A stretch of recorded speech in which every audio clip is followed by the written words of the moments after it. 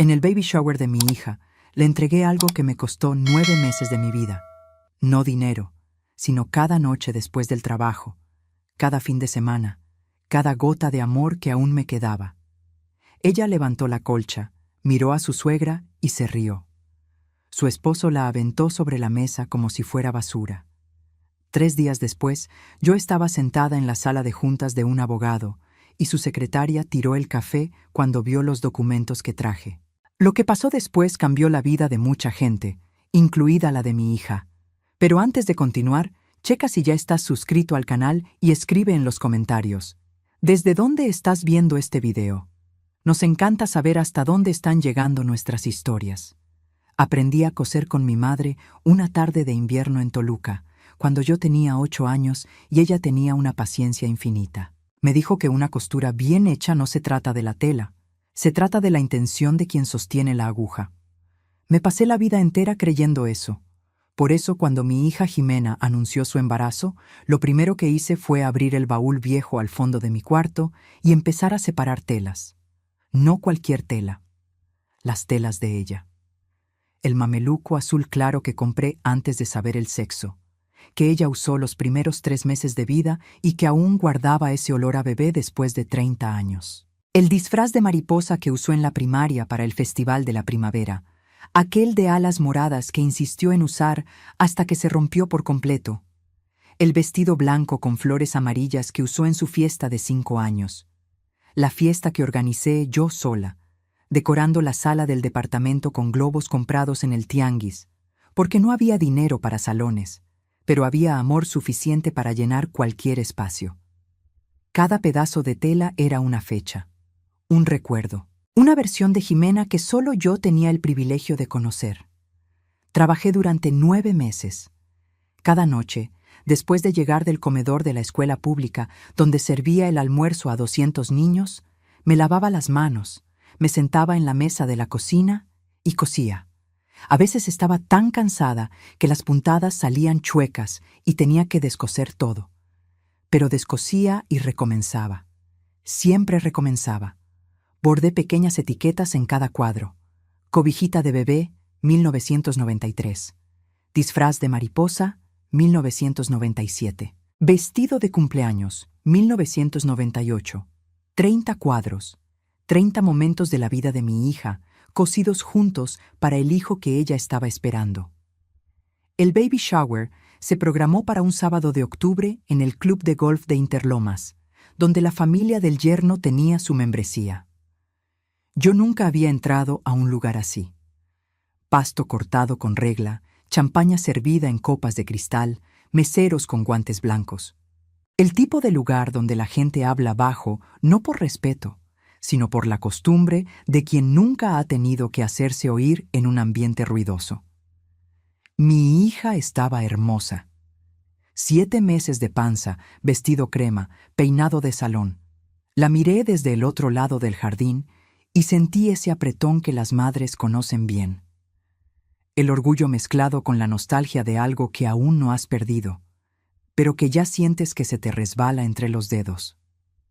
Santiago, su esposo, estuvo a su lado todo el tiempo con esa sonrisa de quien sabe exactamente el efecto que causa en los demás. Hijo de empresario, abogado corporativo, un reloj en la muñeca que valía más que mi coche. Nunca supe con certeza qué pensaba él de mí, pero aprendí a leer lo que no decía. Su madre, doña Beatriz, organizó todo: la lista de invitados, el menú, la decoración en tonos beige y dorado. Me saludó en la entrada con una sonrisa que no le llegaba a los ojos y me indicó una silla cerca de las jardineras, lejos de la mesa principal. Me quedé callada. Siempre he sido buena para eso. La apertura de regalos fue al final de la tarde. Jimena se sentó en la silla decorada con moños y fue abriendo caja por caja. Carriola importada, conjuntos de ropa de diseñador, un móvil musical que tocaba Mozart. Cada regalo venía en papel de seda y listón de satín, y cada uno recibía aplausos educados de los invitados. Cuando llegó el turno de mi regalo, Jimena tomó el paquete envuelto en papel estraza y mecate. Me gusta la sencillez, siempre me ha gustado, y vi esa expresión pasar por su rostro. Rápida, casi imperceptible. Un escaneo discreto por el jardín, checando quién estaba mirando. La abrió despacio. La colcha se extendió sobre su regazo como una historia contada en tela.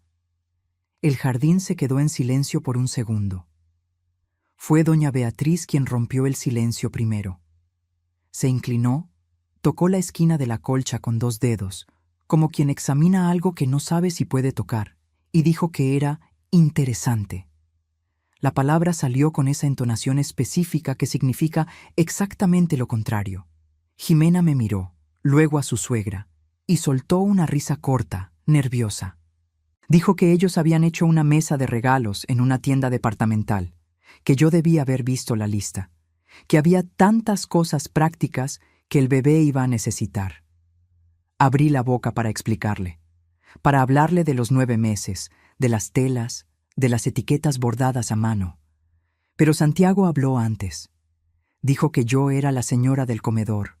Lo dijo con una sonrisa. Y la frase fue suficiente para que los invitados cercanos soltaran esa risita ligera, la risa de quien se burla sin querer admitir que le dio gracia. Jimena puso la colcha en la mesa de regalos. No la dobló. No me miró. Me quedé sentada unos minutos más.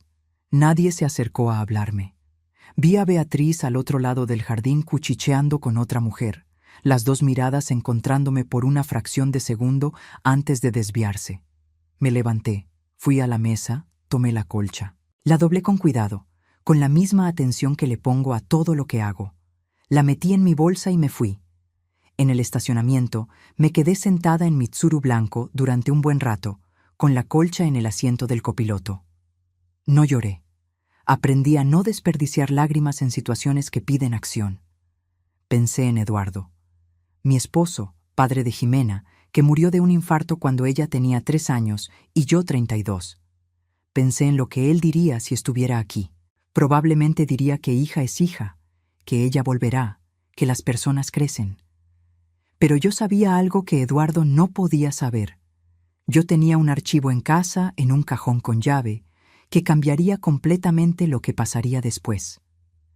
Me fui directo a casa, no al departamento en la Ciudad de México, donde vivía desde hacía 26 años. 2 recámaras en la colonia Portales, renta controlada, ventana que daba a los ejes viales. Fui para allá, pero no a descansar. Fui a buscar lo que necesitaba. Al fondo del closet, detrás de las cajas de zapatos y de un abrigo de lana que raramente usaba, había un archivo de metal gris con combinación. Lo compré en el 2003, cuando me di cuenta de que estaba acumulando demasiados documentos importantes para dejarlos regados. Abrí el cajón de arriba. 31 contratos de compraventa de inmuebles organizados por fecha, declaraciones de impuestos de los últimos 15 años, estados de cuenta de 3 bancos diferentes, y una carpeta azul, gruesa, con el nombre de una empresa escrito en la esquina con pluma negra por mi propia mano.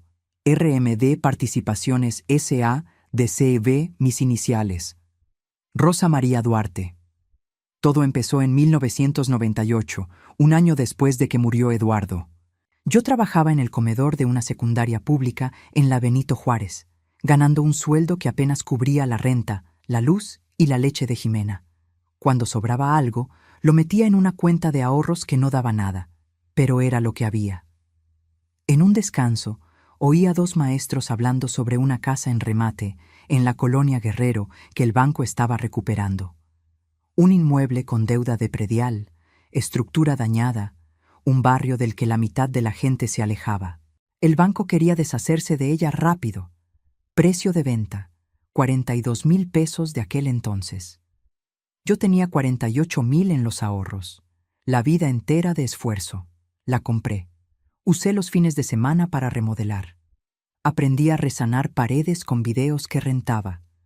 El dueño de la tlapalería de la esquina, un señor llamado Don Alfonso, me enseñó a cambiar contactos y a poner pisos sin cobrarme nada, con tal de que le comprara el material a él. Jimena se quedaba sentada en la esquina jugando con plastilina mientras yo trabajaba. Renté las 2 unidades a familias de madres solteras como yo. La renta pagaba mi crédito. En 3 años compré el segundo inmueble, luego el tercero. Nunca se lo conté a Jimena. No por un secreto malicioso, sino porque quería que ella entendiera el valor de las cosas por lo que cuestan en esfuerzo, no por herencia. Mi Eduardo creía en eso. Yo creía en eso. El error, me di cuenta demasiado tarde, fue que ella aprendió el valor de las cosas por lo que la sociedad dice que valen. Y la sociedad dice que una cocinera de escuela no vale mucho. Esa noche, después del baby shower, abrí el archivo e hice lo que no había hecho en años. Calculé todo. 31 inmuebles distribuidos entre la CDMX, el Estado de México y Querétaro. 2 terrenos en Juriquilla. Un local comercial en el centro histórico que le rentaba a un consultorio médico. Renta mensual neta, 180,000 pesos. Patrimonio estimado, 22 millones. Y una propiedad que había comprado en 2020, un club de campo en Tepoztlán, 52 hectáreas, que un grupo empresarial había vendido a las prisas durante la pandemia por un precio de risa. Lo compré a nombre de la empresa. El club generaba ingresos con eventos y membresías. No era la inversión más rentable, pero era la más irónica. La familia de Santiago era socia desde hacía 15 años. Ellos pisaban mi pasto cada semana sin saberlo. Cerré el archivo y me fui a la cama. No dormí bien, pero no porque estuviera triste. Estaba pensando. 3 días después llamé a mi abogado, el licenciado Antonio Ferraz, que llevaba mis contratos desde 2005. Cuando llegué a su despacho con la carpeta azul y los estados de cuenta, su asistente fue a buscarlo antes de que terminara de sentarme. Miró los documentos por 10 minutos en silencio y luego me preguntó qué quería hacer. Le dije que quería saber todo sobre mi yerno. No era venganza, era instinto. Algo en el comportamiento de Santiago no cuadraba desde hacía tiempo. El departamento de lujo en Santa Fe, los viajes a Europa, el coche nuevo cada año. Santiago era socio de un despacho mediano. Ganaba bien, pero no tanto. Antonio me recomendó a una investigadora privada llamada Fernanda Leal, experta en fraudes financieros, exauditora del SAT, 50 y tantos años, sin paciencia para rodeos. Le expliqué lo que sabía y lo que sospechaba. Anotó todo sin parpadear. Me dijo que en 2 semanas tendría respuestas. Volví a casa, preparé la cena, me senté en la mesa de la cocina. La colcha estaba doblada sobre la silla de al lado. La miré por mucho tiempo. El cuadro del vestido blanco con flores amarillas que Jimena usó a los 5 años, cuando sopló las velas y pidió que papá volviera del cielo. Eduardo no volvió, pero yo me quedé, y seguí construyendo. Fernanda me llamó un miércoles por la noche. Yo estaba pelando papas para la cena cuando sonó el teléfono, y algo en la forma en que dijo mi nombre me hizo soltar el cuchillo y sentarme. Lo que encontró fue peor de lo que esperaba. Santiago era abogado, sí, pero desde hacía 2 años estaba operando un esquema de desvío dentro de un fondo de inversión que administraba para clientes del despacho. Clientes que confiaban en él para manejar su patrimonio. Jubilados, la mayoría, que habían transferido los ahorros de su vida creyendo que el dinero estaba seguro. El dinero no se estaba invirtiendo, se iba a una cuenta paralela. Y de esa cuenta salía en abonos para pagar el departamento en Santa Fe, los viajes a Madrid y Miami, el coche importado, la mensualidad del club de campo. Mi club de campo. Total desviado hasta ese momento, 640,000 pesos. 61 inversionistas defraudados. Edad promedio, 72 años. Me quedé en silencio unos segundos. No por el choque. Yo sospechaba algo. El silencio era porque necesitaba procesar el tamaño de lo que estaba oyendo. Le pregunté si mi hija sabía. Fernanda dijo que no había ninguna evidencia de que Jimena estuviera involucrada. Su nombre no aparecía en los movimientos. Ella probablemente vivía en la ilusión de que su estilo de vida era fruto del éxito legítimo de su marido. Le pedí todos los documentos. A la mañana siguiente fui a la Comisión Nacional Bancaria y de Valores y luego a la Fiscalía. Llevé la carpeta con los reportes de Fernanda, los estados de cuenta, los contratos falsos que ella había logrado identificar. El fiscal con el que hablé era joven, serio, y se quedó callado mucho tiempo después de que terminé de presentar todo. Dijo que era grave, que iniciarían una investigación formal, que no debía alertar a Santiago. No iba a alertarlo, pero había algo más que necesitaba hacer antes de que todo se moviera. Llamé a mi gestor de propiedades, un hombre llamado Claudio, que trabajaba conmigo desde hacía 10 años. Le dije que quería iniciar un proceso de conversión en el club de campo de Tepoztlán. Preguntó qué tenía en mente. Dije, vivienda digna para adultos mayores, unidades accesibles para jubilados de bajos recursos, una área de convivencia, un consultorio, una hortaliza comunitaria. Quería 110 unidades. Hubo una pausa del otro lado de la línea. Claudio dijo que el club generaba buena renta con las membresías. Le dije que ya lo sabía. Me preguntó si estaba segura. Le dije, quiero que se llame Residencial Esperanza, y quiero que la primera unidad esté reservada para una señora llamada Doña Tere, en cuanto sepa su nombre completo.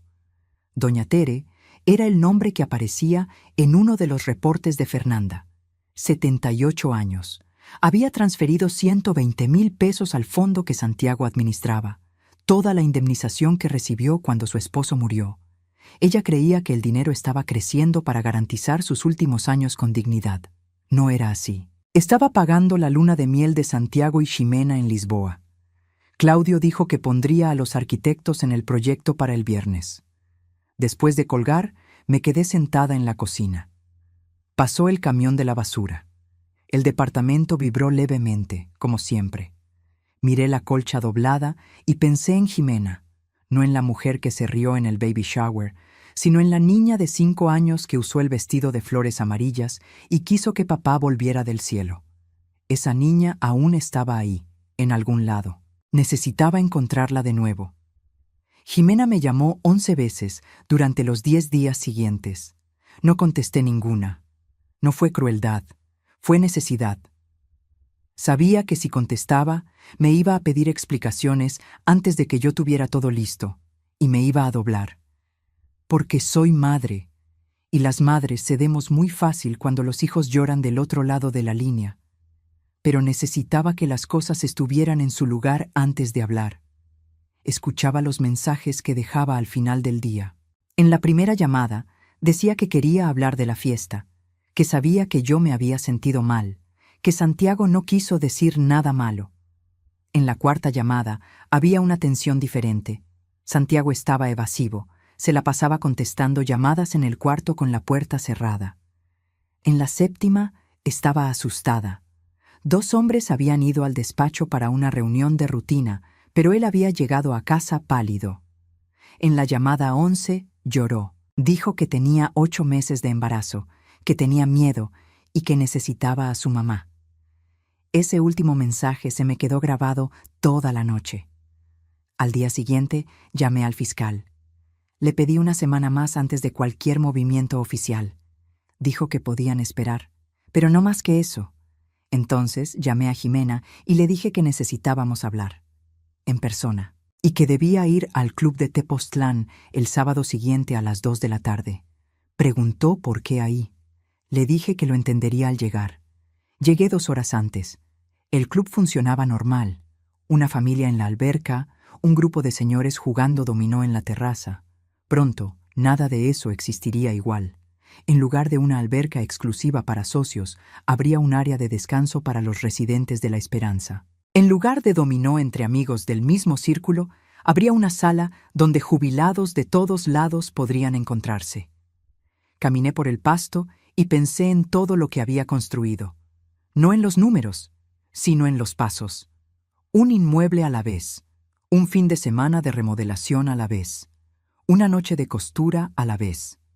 A las 2 en punto, el coche de Ximena entró por la puerta. Bajó despacio, con su panza de 8 meses, y cuando me vio parada en medio del jardín, se detuvo. 5 minutos después, llegó el coche de Santiago. Se veía diferente, menos impecable, más tenso. Su madre, Beatriz, venía justo atrás en otro coche. Entramos al salón principal del club. Me puse en el centro y dije lo que tenía que decir con la calma de quien preparó cada palabra.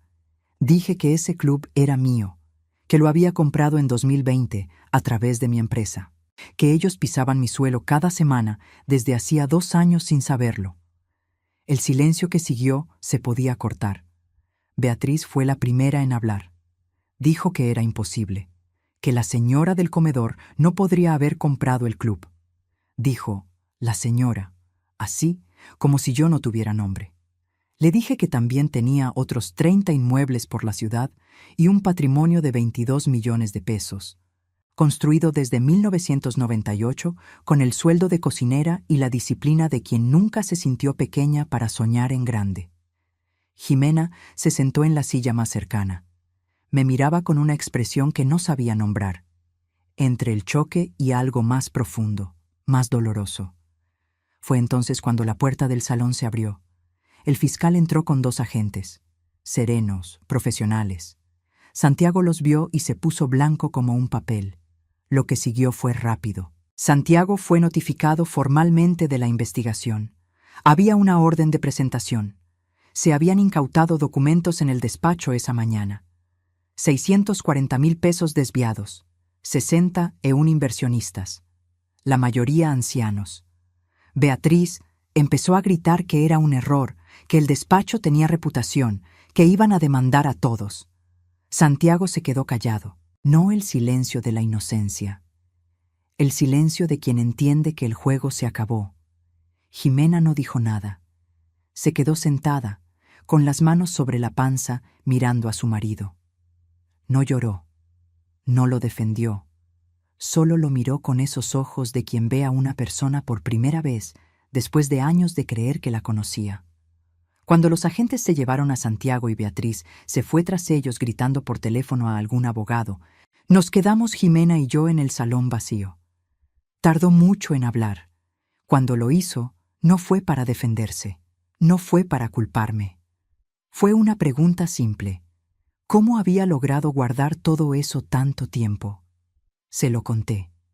Le conté de la casa en La Guerrero, de don Alfonso, de las noches de Reforma con ella jugando con plastilina. Le conté de la elección de no decirle nada, porque quería que construyera carácter antes de heredar comodidad.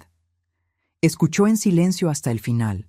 Luego dijo, ¿y si me hubiera convertido en una buena persona de todos modos?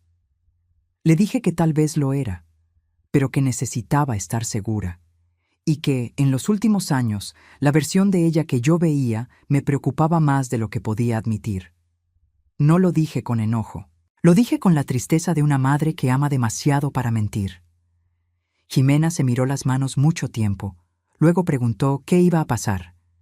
Dije que el Residencial Esperanza se construiría aquí, que 110 familias de jubilados tendrían un lugar digno, que la primera unidad sería para una señora de 78 años que había perdido todos sus ahorros por culpa de su marido. Cerró los ojos. Preguntó si había algo que pudiera hacer. Le dije que dependía de lo que estuviera dispuesta a enfrentar. Jimena tuvo a la bebé al mes siguiente. Una niña. Pesó 3 kilos 200.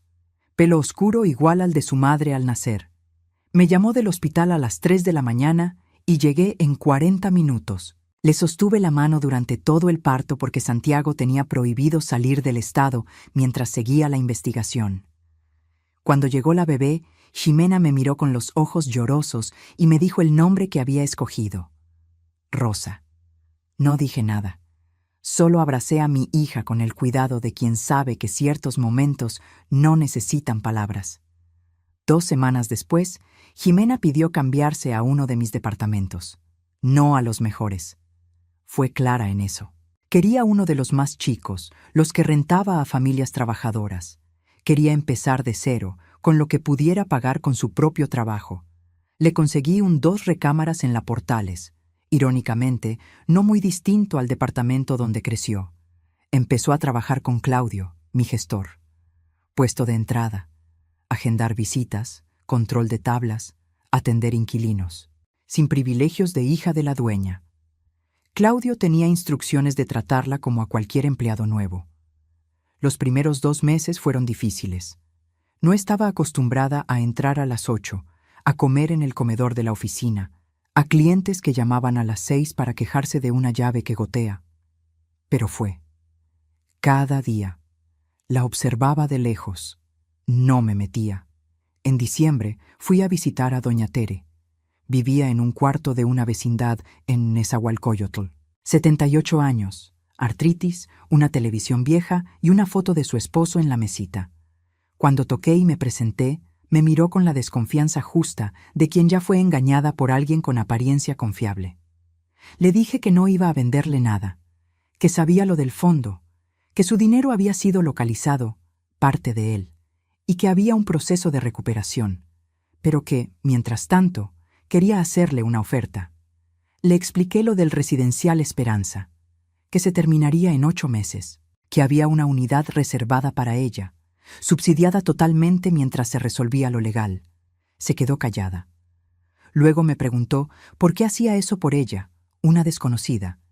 Le dije que yo cocinaba para gente como ella todos los días, que me pasé la vida sirviendo comidas a quienes la mayoría no ve, y que a veces la forma de devolver lo que el mundo te dio es asegurar que la gente que trabajó toda su vida no termine sus días olvidada en un cuarto de vecindad. No respondió luego, pero cuando me fui, estaba sonriendo. 8 meses después, fui a Tepoztlán para la inauguración. El residencial Esperanza quedó distinto a como lo imaginé. Quedó mejor. Los arquitectos hicieron un trabajo hermoso. Departamentos iluminados, una hortaliza donde antes estaba la cancha de tenis, un consultorio sencillo y un comedor comunitario con una cocina de verdad. La cocina fue idea de Jimena. Le presentó la propuesta a Claudio 3 meses antes, un comedor donde los residentes pudieran comer juntos, con comida preparada por cocineros del lugar. Dijo que creció viendo a su madre creer que ninguna comida debe servirse con prisa o desprecio, y quería que ese principio fuera parte del proyecto. Claudio me trajo la propuesta. La aprobé sin dudar. La mañana de la inauguración llegué temprano. El jardín estaba lleno de familias, hijos y nietos ayudando a sus padres a cargar cajas. Un señor de 73 años cargaba una lámpara vieja. Una señora entró con una maceta que traía desde su antigua casa. Doña Tere cortó el listón. Yo estaba atrás, al lado de Jimena, que cargaba a la pequeña Rosa. Jimena traía jeans, una blusa sencilla y tenis. Los lentes de marca habían desaparecido. El pelo lo traía recogido de cualquier forma. Se veía como ella misma. Cuando doña Tere cortó el listón y la gente aplaudió, sentí que algo se acomodaba en mi pecho. No alivio exactamente, más bien la sensación de terminar una costura y ver que los puntos quedaron firmes. Jimena se me quedó viendo y dijo bajito que yo había construido todo eso con el sueldo de cocinera. Le dije que lo construí presentándome cada mañana, que construir es solo eso. Aparecer, hacer lo que toca y no rajarse cuando se pone difícil. Se quedó callada un instante. Luego preguntó por la colcha. Le dije que estaba en la pared de mi departamento, enmarcada tras un vidrio, los 30 cuadros preservados. Me preguntó si un día se la iba a dar a Rosita. Le dije que sí. Cuando Jimena sintiera que era el momento. Quiso saber cómo iba a saberlo. Le dije que iba a dejar de preguntar. Se rió. Esa risa que reconocía desde que tenía 4 años, y el disfraz de mariposa aún estaba entero. Una risa de quien entendió algo. Volví a la Portales esa noche, al mismo departamento de siempre, ventana a los ejes, paredes que vibran. Podría vivir donde sea. Tengo propiedades para elegir el piso más alto de la ciudad. Pero elijo quedarme aquí porque este lugar me recuerda quién soy y de dónde vengo. Me recuerda que el valor de un lugar no está en el precio del metro cuadrado, sino en lo que pasó dentro de sus paredes. En la pared de la cocina colgué 2 cosas: la colcha, enmarcada, con los 30 cuadros y las etiquetas bordadas, y una foto de Eduardo en la puerta de la escuela, mi primer día de trabajo. Me había llevado en coche, me dio un beso en el cachete y me dijo que yo iba a alimentar a muchos niños buenos en ese lugar. Tenía razón. Alimenté niños por años. Luego alimenté ancianos. Luego construí casas para 110 familias que necesitaban vivir con dignidad. Y en medio de todo eso, crié a una hija que se perdió y encontró el camino de vuelta. Mi teléfono vibró. Un mensaje de Jimena. Buenas noches, mamá. Claudio dijo que ya puedo administrar un inmueble yo sola el próximo mes. Gracias por no haberte rendido conmigo. Respondí. Buenas noches, hija. Yo nunca me iba a rendir. Luego puse el teléfono en la mesa y me quedé mirando la colcha un buen rato. No era una cobija vieja, eran 30 años de historia cosidos. Era el mameluco azul, el disfraz de mariposa roto de tanto usarlo, el vestido de flores amarillas de una fiesta sin banquete, pero con amor suficiente para llenar cualquier sala. Era todo lo que tenía para dar, y era más que suficiente. Siempre lo fue. Ahora, si te gustó esta historia, dale clic en suscribirse y dime en los comentarios, ¿qué parte te dejó con la boca abierta? Ah, y no olvides hacerte miembro para tener acceso a videos exclusivos. Te espero allá.